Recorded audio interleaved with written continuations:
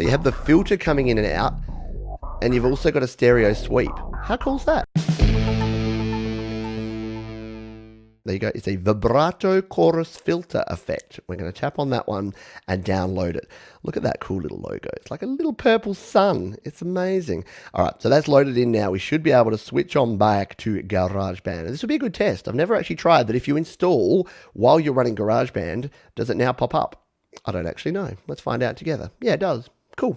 Nice work, Apple. So we'll tap on the Gyrovibe. We will open it up and yeah. So the interface is not exactly beautiful. There's a bunch of stuff you can do in here, and I'm going to have to lean in here because it's hard to see because it's a small interface.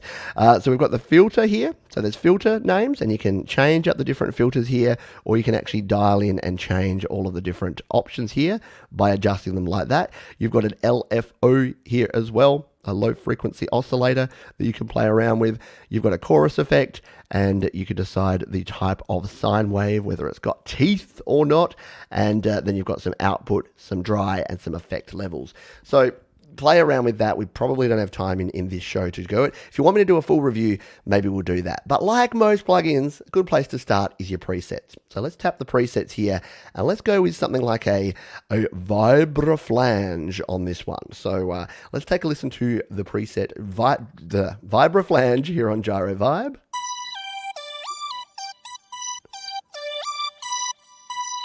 And you can hear there that you're getting some really cool stereo effects here. The good thing about this one is it helps you fill out. If you've got a bunch of samples and say they're down the middle, some loops or some instruments, and you want a little bit of stereo width, this is a good way to get it using the Gyrovibe. Let's go with something a little bit more. What about a wah OSC? A little bit more of a muted kind of sound. Is there something a little bit, what about a chorus low pass sweep? Let's try this one.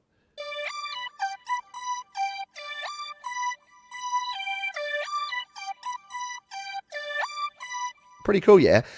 And the thing is, you can use this on your synth instruments. You can use it on other things. Like, let's chuck it on the bass here and see what it does here. We'll go back to there. We'll go to here.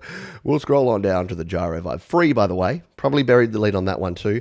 Free plugin here for GarageBand iOS. So we can come here to Gyrovibe. This time, let's play around and let's go with stereo gyro phase. This sounds cool. Listen to that. Can you hear that? Can you hear that sweeping left to right? So you have the filter coming in and out, and you've also got a stereo sweep. How cool is that?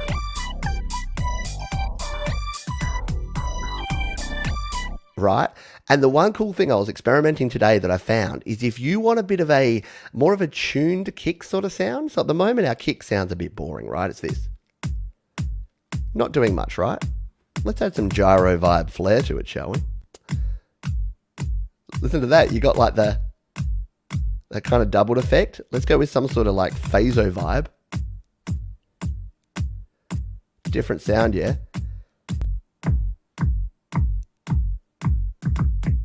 Now it's going left to right, doing its thing. What about some space wah?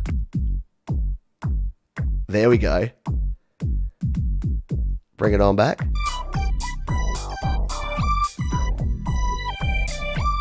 So again, just this one plugin, because you got your phaser, you got your flanger, you got your chorus effect on there, it's kind of like 3 plugins in, and the filter. It's like 4 plugins in one. And again, you don't just have to use the presets. You can come in here. You got complete control over all 4 of the different sections that you can actually put in there. So Neon Silicon, again, for free. They've given us LRC5. They've given us the Gyrovibe. I reckon that might be a cool challenge, to use just these 2 plugins to create a cool electronic track. I think you could totally do it. I think it would be 100% within the realms of possibility. So there you go. The Gyrovibe from Neon Silicon. Download it. It's free, and you can do it.